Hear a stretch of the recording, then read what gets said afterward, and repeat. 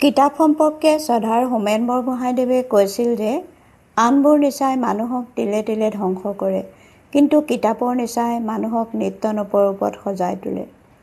ব্যস্ততাৰ মাজতো বহু লোকৰ কিতাপ পঢ়াটো এটা অভ্যাস আৰু কিছুমানৰ বাবে ই এক নিচাৰ দৰে। তেওঁলোকে দিনটো কিছু সময় হ'লেও কিতাপৰ লগত কটায় আৰু তাৰ বিনিময়ত কিতাপে তেওঁলোকৰ জীৱনটো সুখী আৰু সুন্দৰ কৰি তোলে। তেওঁলোকৰ বাবে কিতাপ ভাল বন্ধু। আমনি লাগিলে, হতাশ হ'লে, বিৰক্ত অনুভৱ কৰিলে এখন মনোগ্ৰাহী কিতাপ পঢ়িলে মনৰ অৱসাদ দূৰ হয়। ভাল কিতাপ এখনে মনলৈ প্ৰশান্তিৰ লগতে বিমল আনন্দ কঢ়িয়াই আনে। এখন ভাল কিতাপে জীৱনটো সুন্দৰকৈ সজাবলৈ আৰু আগবঢ়াই নিবলৈ প্ৰেৰণা যোগায়। জীৱনৰ প্ৰকৃত জ্ঞান অৰ্জন কৰা সম্ভৱ কিতাপৰ জৰিয়তেই। সমাজৰ অজ্ঞানতা, কুসংস্কাৰ, নিৰক্ষৰতা, অসহিষ্ণুতাসমূহ দূৰ কৰিবৰ বাবে কিতাপেই প্ৰধান অস্ত্ৰ। একাগ্ৰতা বঢ়াবলৈ, মন স্থিৰ কৰিবলৈ কিতাপ পঢ়াটো অতি প্ৰয়োজন।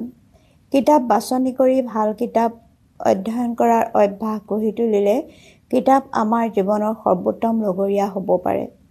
বন্ধুৱে কেতিয়াবা বিশ্বাসঘাতকতা কৰিলেও কিতাপে কেতিয়াও আমাক বিশ্বাসঘাতকতা নকৰে। জীৱনৰ খলাবমাবোৰ অতিক্ৰম কৰিবলৈ, অশান্ত মন শান্ত কৰিবলৈ কিতাপ পঢ়া প্ৰয়োজন। সৰ্বোত্তম বন্ধুৰ থাকিব লগা সকলোবোৰ গুণ কিতাপৰ আছে। কিতাপ পঢ়াৰ আৰু অনেক উপকাৰিতা আছে। কিতাপক জ্ঞানৰ ভাণ্ডাৰ বা সাগৰ বুলি কোৱা হয়। কিতাপে আমাৰ জ্ঞানৰ পৰিসৰ বৃদ্ধি কৰে আৰু বিবেচনা শক্তি বঢ়ায়। মন আৰু আত্মাৰ সমৃদ্ধিৰ বাবেও আমি কিতাপ পঢ়িব লাগে। সত্যনাথ বৰাদেৱে কৈছিল যে পঢ়নৰ পৰা দূৰৈমানিক হাততে পোৱা যায়। আমাৰ পূৰ্বপুৰুষসকলে তেওঁলোকৰ অশেষ সাধনা, পৰিশ্ৰম আৰু অভিজ্ঞতাৰে সংৰক্ষিত কৰি থৈ যোৱা জ্ঞানসমূহ আমি কিতাপৰ যোগেদিয়ে পাব পাৰোঁ। বৰ্তমান কম বয়সীয়া ল'ৰা-ছোৱালীৰ পৰা বয়সীয়া লোকলৈকে মোবাইল ফোন অবিহনে চলিব নোৱাৰা এটা অৱস্থা আহি পৰিছে।